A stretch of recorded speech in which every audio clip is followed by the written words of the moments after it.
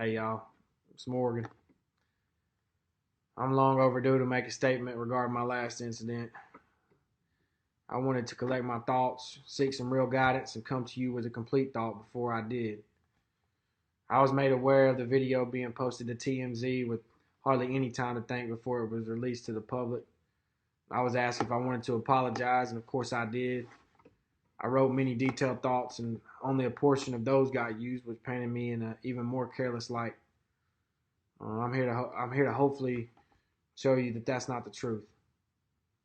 The video you saw was me on hour 72 of 72 of a bender, and that's not something I'm proud of either. Obviously, the natural thing to do is to apologize further and just continue to apologize, but because you got caught, and that's not what I wanted to do. I let so many people down, and who mean a lot to me, and who have given so much to me, and it's just not fair.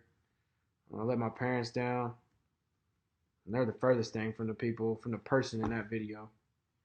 I let my son down, and I'm not okay with that. So this week I've been waiting to say anything further until I got the chance to apologize to those closest to me that I knew I personally hurt. I also accepted some invitations from some amazing black organizations, some executives and leaders to engage in some very real and honest conversations. I'll admit to you, I was pretty nervous to accept those invitations. The very people I hurt, and they had every right to step on my neck while I was down, to not show me any grace, but they did the exact opposite. They offered me grace, and they also paired that with an offer to learn and to grow. And I'll be honest, that kindness really inspired me to dig deeper on how to do something about this. And one thing I've learned already is I'm specifically sorry for is that it matters. My words matter. A word can truly hurt a person, and at my core, that's not what I'm okay with. This week I heard firsthand some personal stories from black people that honestly shook me. And I know what I'm going through this week doesn't even compare to some of the trials I heard about from them. I came away from those discussions with a deep appreciation for them and a clearer understanding of the weight of my words. I wish the circumstances were different for me to learn these things, but I'm also glad it started the process for me to do so.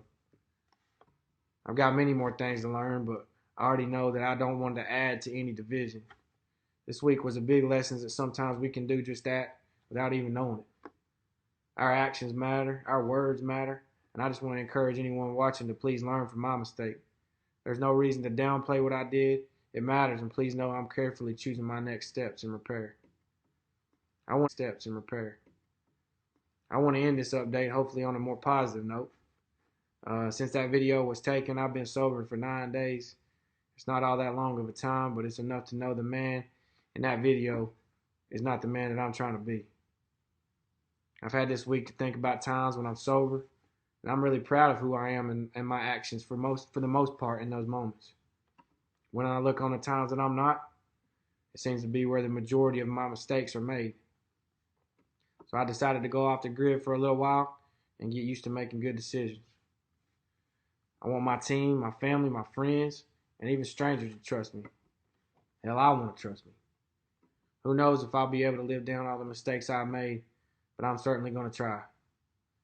I'm going to spend some time taking back control of my habit, living healthy, and being proud of my actions. And lastly, I have one favor to ask. I appreciate those who still see something in me and have defended me, but for today, please don't. I was wrong. It's on me. Take ownership for this, and I fully accept any penalties I'm facing. The timing of my return is solely upon me and the work I put in. I still had a lot of really good people in my corner trying to help me, and I appreciate them more than you know. I appreciate you more than you know. This entire situation is ugly right now, but I'll keep searching for ways to become the example instead of being made one. In closing, I'm not trying to be a holy roller or anything, but this week I remembered a passage from Paul that always stood out to me, and I'm thinking maybe a moment like this is why. In 1 Corinthians 13:11, it says, When I was a child, I spoke like a child, thought like a child, reasoned like a child. When I became a man, I gave up childish ways. That's what I'm going to be doing for the next little bit. God bless.